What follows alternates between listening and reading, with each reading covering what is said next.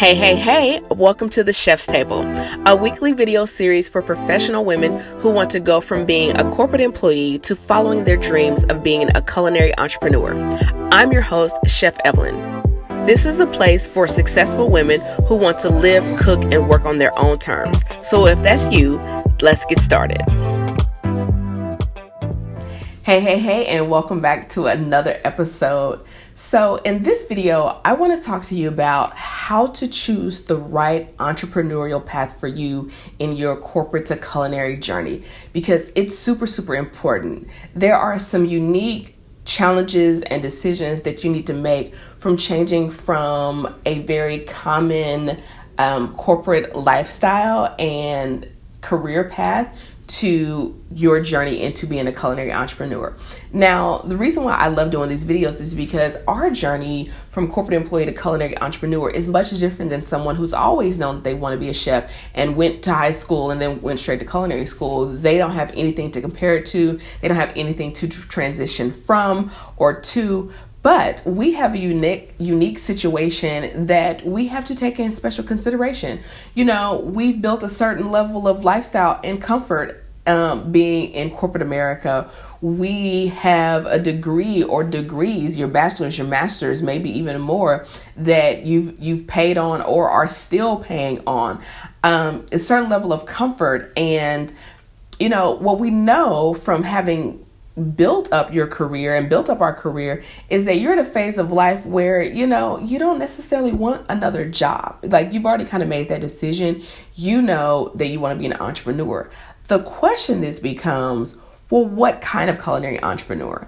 Because traditionally, you know, to be a culinary entrepreneur was like, hey, own a restaurant, own a catering company, or be a personal private chef.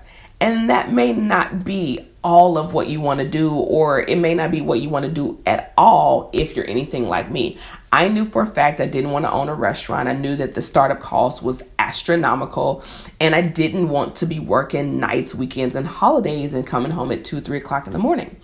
And I tried catering for a while, but girl, let me tell you, the schlepping of the stuff back and forth in Texas heat, which is where I am, I was like, I don't love it.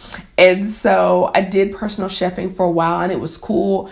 But I realized that once my client load was full, that my income potential was capped. And so I was like, I've got to find another way to be in this genre, this food space that I love, but to be able to live and generate income as good as, or if not even better than when I was in corporate America.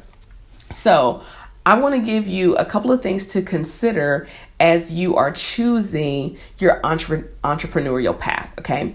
The first one is that you need to decide how you want to live. You know, one of the things that I teach my clients in the Chef's Table Academy is to get really clear about the life that they want. So many people build their business first and then build their life around it.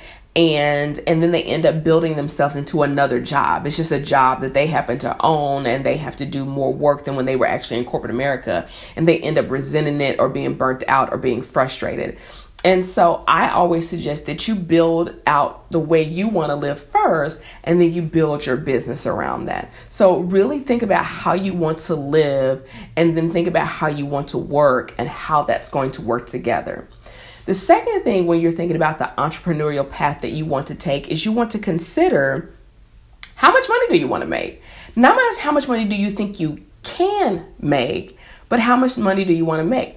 A lot of people don't really think about that. And for me, when I was doing personal private chefing, the income was cool, but I soon realized, like I said earlier, that if I could only do one client a day and I'm only charging X amount, and I'm doing them every 2 weeks, then once I hit 10 clients in a month, I was kind of capped, and I'm working a full 40-hour work week. And so unless it went into less work even more and even harder, I was like, this is not worth it. I could have stayed in corporate America if I was going to do this, you know what I mean? And not, you know, taking this leap. And so I really had to figure out how much money did I want to make and find the paths, the entrepreneurial opportunities that fit the way not only the way I wanted to work, but had the income potential that I wanted. And then lastly, you need to know what type of environment do you want to be in. Do you like people? Do you not like people? Do you want to spend a lot of time in the kitchen? Do you want to work from home? Do you want to have an office? All these type of things. I ironically wanted to be able to work from home. I liked the flexibility of being able to work from anywhere. I liked owning my time. And for me personally, I didn't want to build another job.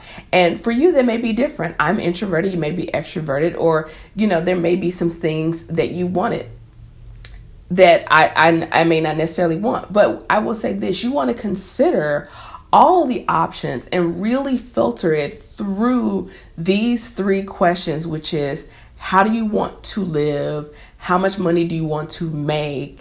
And what environment do you thrive in? Do you enjoy from a culinary perspective? And once you kind of think about those 3 things, it gets a lot easier to pinpoint what's the entrepreneurial path in the culinary world that's right for you. It may not be a restaurant. It may not be a catering company. It may not be a personal chef, but I've been able to create revenue and different revenue streams in my business in a myriad of ways. I walk through those ways in detail in my mini course, How to Go from Corporate Employee to Culinary Entrepreneur, to show you that for those of us who are career changers, there's so many different options out there that are more fitting for the lifestyle that we built and the lifestyle that we really want. That we want the flexibility of and the freedom of being an entrepreneur, and we want the creativity of being a chef and being in the culinary field, but we don't necessarily want another job. So let me know in the comments below, how do you want to live, and what environments do you feel like you thrive best at, and what guidance do you think you need? And so I hope this video has been helpful. Think about how you want to live. Think about how much money you want to make, right? That's a real question. And think about what environments feel the best to you. And listen, you're on your way from going from corporate employee to culinary entrepreneur, and I'll see you in the next video. Peace. Thank you so much for watching. If you're ready to make the transition from employee to entrepreneur, then make sure to register for From Corporate to Culinary. From Corporate to Culinary is a mini course designed to help professional women begin the process of following their passion. So whether you are still on the fence about following your dreams, or you have already leaped from the corporate ladder, From Corporate to Culinary equips you with the tools you need to live, cook, and work on your own terms. For more details and to register, go to FromCorporateToCulinary.com. Now, if you enjoyed this video, go ahead and click that subscribe button and turn on your notifications so that you never miss a new episode. And to see what I'm cooking up behind the scenes, make sure to follow me on Instagram and Facebook as Chef Evelyn.